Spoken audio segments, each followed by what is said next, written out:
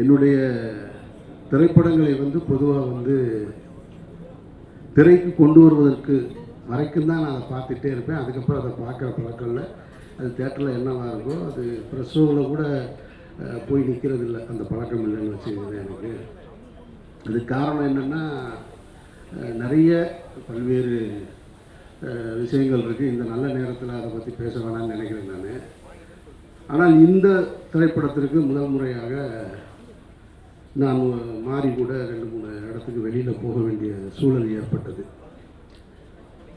அதுக்கு காரணம் என்ன அப்படின்னா, முதல்ல இங்கே நீங்கள் ப்ரெஸ்ஸும் இங்கே பார்க்கும்போது கூப்பிட்டாரு. இல்லை சார் நான் வரல சார், நான் அங்கெல்லாம் வர்ற ஐடியா இல்லை, பொதுவாக போக மாட்டேன் நாங்கள் அப்படின்னு. அப்புறம் மறாத நாள் திருநெல்வேலி, தூத்துக்குடி இங்கெல்லாம் போயிருந்தார். அப்போ போயிருக்கும் பொழுது அப்பவும் நான் போகலை, அவர் டீம் மட்டும்தான் போயிருந்தாங்க. அந்த டீம் போயிருக்கும்போது மாரியை பார்த்து தொடர்ச்சியாக சில கேள்விகள் வந்துக்கிட்டே இருந்தது. அதை நான் செய்தி ஊடகங்களில் பார்த்துட்ருக்கேன். அது முடிஞ்சு மறுநாள் மதுரைக்கு வந்துட்டு மதுரையில் நான் இருந்தேன். என்னை கூப்பிட்டு தேட்டருக்கு போனாங்க. சரி நம்ம ஊருக்கு வந்திருக்காங்களே தேட்டருக்கு போனேன். அப்போ மாறி கூப்பிட்டாரு, சார்ப்பா நீங்கள் நாளைக்கு சேலம் மற்ற ஊர்களுக்கு போகிறோம், நீங்கள் வாங்கன்னு. நான் வர்றேன்னு சொல்லி ஒத்துக்கிட்டேன். அதுக்கு காரணம் என்னென்னா, இந்த திருநெல்வேலி தூத்துக்குடி அந்த இடத்துல பத்திரிகையாளர் சந்திப்பில் பத்திரிகையாளர்கள் மாறி என்கின்ற இயக்குனருக்கு கொடுத்த ஒரு நெருக்கடி தான் எனக்கு நான் அவரோடு போகணும்னு தோணுச்சு. சரி நம்ம போய் பக்கத்தில் உட்காருவோம், என்ன வகையான தாக்குதல்கள் வருது அங்கே நம்ம சமாளிப்போம் அப்படின்னு தான் போனேன் நான். ஆனால் நான் வந்த இடத்துல அது நடக்கலை. நடந்திருந்தால் நிச்சயமாக நான் அந்த இடத்துல மாறி பாதுகாத்திருப்பேன். அதில் எந்த மாற்று கருத்தும் கிடையாது.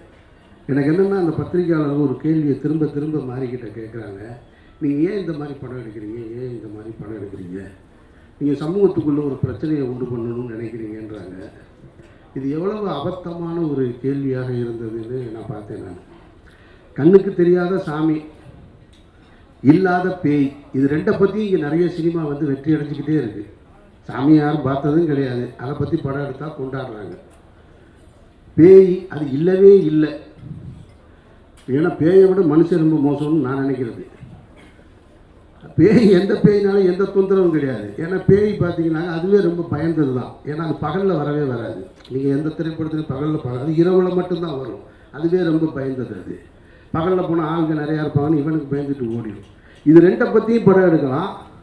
ஆனால் கண்ணுக்கு தெரிஞ்சிருக்கக்கூடிய சாதி, அது ஏற்படுத்துகிற தீமைகள், அதனால் ஏற்பட்ட வலிகள், கொடுமைகளை ஒருத்தர் படம் எடுக்கக்கூடாதுன்ற கேள்வியை முன்வைக்கும் போது தான் எனக்கு ரொம்ப அபத்தமாக இருக்குது.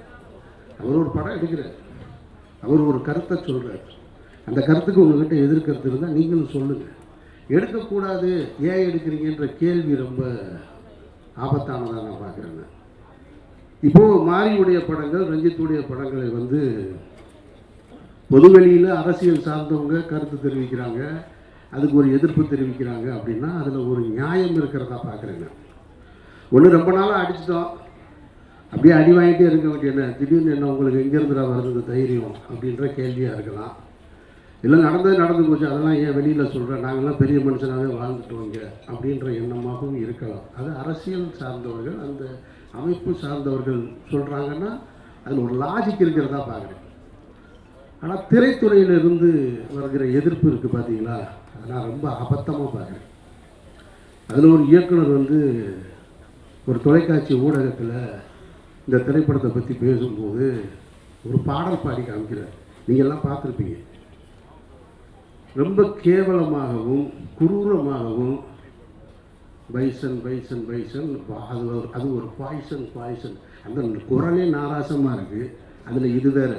நான் கேட்குறேன், உங்ககிட்ட உண்மையிலே கருத்து இருந்ததுன்னா, அவர் ஒரு கருத்து வச்சுருக்காரு, அந்த மீடியாவை ஆர்ட்டாக அவர் எடுத்துகிட்டு வந்து அதன் மூலமாக ஒரு அரசியல் சொல்கிறார். உங்ககிட்ட கருத்து இருந்ததுன்னா நீயும் அதை ஆர்ட்டில் எடுத்து வர வேண்டியதானே, அப்படி தானே நீ சண்டை போடணும். அதை விட்டுவிட்டு ஒருத்தர் ஏன் எடுக்கிறான்ற கேள்வியை வந்து அவதூறு சொல்லக்கூடாது. அவர் சினிமாவின் மூலமாக ஒரு அரசியலை சொல்கிறாருன்னா நீயும் சினிமாவின் மூலமாக பதில் சொல்லு. அதுக்கு உங்ககிட்ட திராணி இல்லை, அதுக்கு உங்ககிட்ட வழி இல்லை, அந்த ஆத்மாவை உன்னால் பயன்படுத்த முடியலைன்னா அவதூறு சொல்லாத, கேவலப்படுத்தாத, குறை சொல்லாத. அதை தான் நான் சொல்லணும்னு நினைக்கிறேன் இந்த இடத்துல. அதனால தான் நான் மாறி கூட இந்த விழாவுக்கும் கூட, ஏன்னா இதுக்கப்புறம் பைசனுக்காக இன்னொரு விழா நடக்குமான்னு எனக்கு தெரியலை, நான் அங்கே இருப்பேனான்னு தெரியல. அதனால நான் இங்கே வரணும்னு வந்து உங்ககிட்ட சந்தித்து பேசணும்னு நினச்சேன். ஒரு நல்ல திரைப்படம் என்பது வந்து தனக்கான ஆட்களை சேர்த்துக்கணும். அது எனக்கும் அமைஞ்சிருக்கு, ரஞ்சித்துக்கும் அமைஞ்சிருக்கு, இன்னும் திரைத்துறையில் மிகப்பெரிய வெற்றிகளை கொடுத்த எல்லா இயக்குநர்களுக்கும். அப்படி பைசன் வந்து தான் அமைச்சிக்கிருச்சு அப்படின்னு தான் நான் சொல்லுவேன். நான் இது வந்து மாறி என்ற அந்த கேப்டன் வந்து அதுக்கான ஆட்களை சரியாக தேர்ந்தெடுத்ததாக தான் நான் பார்க்குறேன். நான் இப்போ துருவ அந்த கேரக்டர்லேருந்து எடுத்துகிட்டு இன்னொரு ஆர்டிஸ்ட்டை மைண்டில் வச்சு பார்க்கவே முடியாது. அப்பாவை வந்து பசுபதியை தாண்டி வேற ஒருத்தரை பார்க்க முடியாது. வாத்தியார் கேரக்டருக்கு மதனை தாண்டி வேற ஒருத்தரை பார்க்க முடியலை. ஒளிப்பதிவுக்கு எழில் இல்லைன்னா யார் சிறப்பாக செஞ்சுருப்பா அப்படின்ற கேள்வி வருது. மியூசிக்கு நிவாஸ் இல்லைன்னா வேறு யார் பழைய மியூசிக் டைரக்டரான, இப்படி அது தனக்கான ஒரு நல்ல திரைப்படம் தனக்கானதை சேர்த்துக்கிறது அப்படின்னு தான் நான் உணர்றேன். நான் பொதுவாக ஒரு நல்ல திரைப்படங்களை பார்க்கும் பொழுது நம்ம பாராட்டுவோம். ஆனால் பாராட்டுகிற எல்லோரோடும் பயணிப்புமா அப்படின்னா அது வாய்ப்பு குறைவு தான். ஆனால் இந்த படத்தை பார்த்ததுக்கு பின்னாடி எனக்கு ஒரு 3 பேரோட ஒர்க் பண்ணணும் அப்படின்ற ஆசை வந்துடுச்சு. என்னோடய டைரக்ஷனில் வந்து கேமராமேன் எழிலோடையும் மியூசிக் டைரக்டர் நிவாஸோடையும் திலீப் சுப்பராயனோட சேர்ந்து ஒரு படம் பண்ணிடணும். ஏன்னா ரொம்ப கம்ஃபர்ட் ஜோன். இப்போ திலீப் பேசும்போது இங்கே சொன்னார், அவர் தான் அந்த மீசையெல்லாம் வச்சு அந்த பக்கம் லால் சாரோட தம்பியாக நடிச்சிருந்தது. அவர் அடிக்கிற காட்சி, அவர் ஃபைட் மாஸ்டர், அவருக்கு தெரியும்ல, அவர் பல பேரை பார்த்துருப்பார். அவர் வந்து நின்றுட்டு ஒரு நிறைய மாறி சொன்னாப்புல, இது கட்டை இருக்குது, இந்த இருக்குது சார், கட்டை இது இருக்குது, ஏங்க கட்டையை கரெக்டாக வைங்க, எந்த கட்டைங்கன்னு. இல்லை சார் டம்மி தான் சார். இல்லைங்க நீங்கள் சொல்கிறீங்க, டேர்ன் பண்ணி நிற்கிறேன், நான் திரும்பி எடுக்கிறது எந்த கட்டைன்னு எனக்கு வைக்கிற இடத்த காட்டுங்க, வேறு கட்டை நீங்கள் ஒரிஜினல் கட்டையை எடுத்துங்க. அதெல்லாம் சார் அதெல்லாம் சமாளிச்சிடலாம் சார். இல்லைங்க உங்களுக்கு என்னையே தெரியாது, அதனால சொல்கிறேன், நான் எடுத்து வேகமாக பார்த்துக்கலாம் சார். டம்மி தான், ஆனால் கரெக்டாக டம்மியை நானே எடுத்து வச்சுக்கிட்டேன். அசிஸ்டன்ட் டைரக்டர் கொஞ்சம் சார் டைரக்டருக்கு டென்ஷனாக இருந்தாங்கன்னா அசிஸ்டன்ட் டைரக்டர் மாற்றி விட்டுருவாங்கல்ல, அதனால் திரும்ப ஒரு விட பார்த்துக்கிட்டேன் கட்டையை. நான் கட்டையை எடுத்து அடித்தா ஷார்ட் நல்லா வந்திருக்கு. மாறி சிரிச்சுட்டு மாறி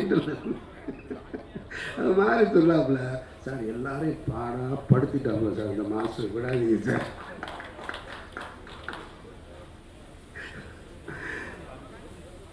நான் வந்து திலீப்பே பார்க்குறேன், அப்படியே இருக்காப்புல, கண்ணு லேசாக கலங்கிருக்கு. ஆனால் என்னடா இவ்வளோ பேருக்கு முன்னாடி திலீப் நீங்கள் சொன்னதுனால தான் நான் சொல்கிறேன், இல்லைன்னா சொல்லியிருக்க மாட்டேன். அப்படியே நிற்கிறாப்புலதான். இவர் ஒன்று அது ஒரு சின்ன மிஸ் ஆயிடுச்சு சார், ஒரு 1 மோர் போகலாம் சார் அப்படின்னா,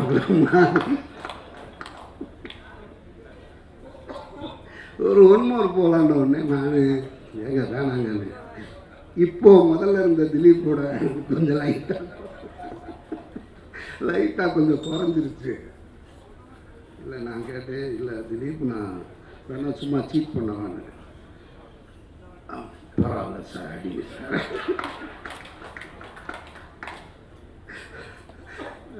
ரொம்ப நான் சொல்லி மாறி எதாக இருந்தாலும் இதிலே முடிச்சிருங்க, 3ஆவதுலாம் போனால் நல்லதுக்கு இல்லை அப்படின்னு அப்படி நடந்தது.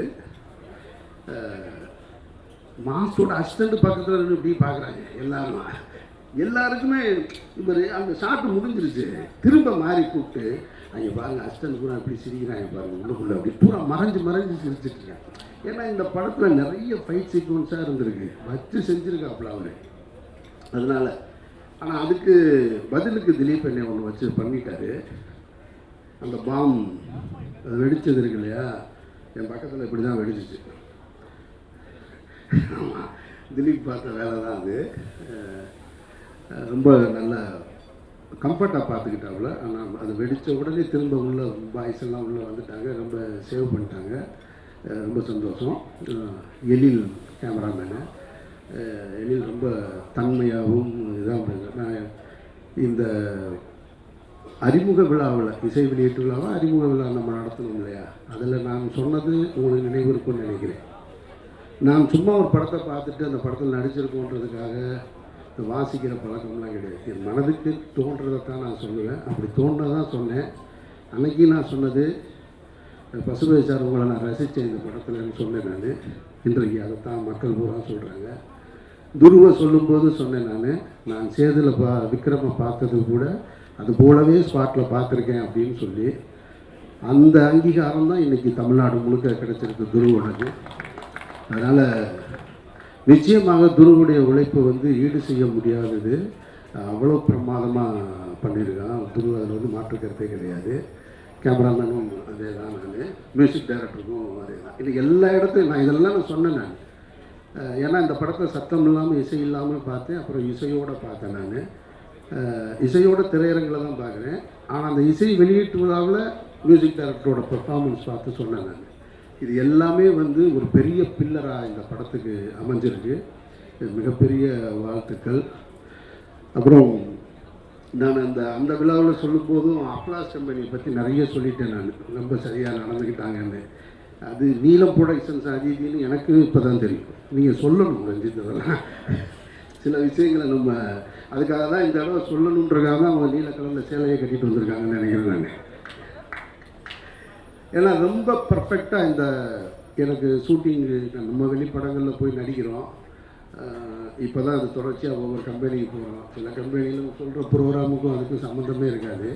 ஆனால் இந்த கம்பெனியை பொறுத்த மட்டும் ரொம்ப பர்ஃபெக்டாக இருக்கும். என்னை என்னோடய மேனேஜர் இங்கே தான் இருக்கான். அவன் அடிக்கடி சொல்லிக்கிட்டே இருப்பான், சார் ரொம்ப கரெக்டாக இருக்காங்க சார், ரொம்ப பர்ஃபெக்டாக இருக்காங்க. அவங்க எதாக இருந்தாலும் முன்னாலேயே சொல்லிடுறாங்க. இந்த ஃபங்க்ஷன் நடத்துகிறதையே நீங்கள் பார்த்தீங்கனாலே தெரியும், இவ்வளவு சிறப்பாக நடத்தியிருக்காங்க. இதைத்தான் நான் அந்த ஃபங்க்ஷனில் அப்ளாஸ்ன்னு சொல்லிட்டேன்.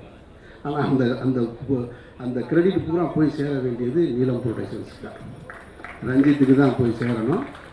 ரஞ்சித்துடைய தண்டகாரண்யத்தில் நடிக்கக்கூடிய வாய்ப்பு இருந்து நான் தவற விட்டுட்டு இப்போ நீலம் ப்ரொடக்ஷன்ஸில் பைசனில் என்ன நான் இணைச்சிக்கிட்டேன்.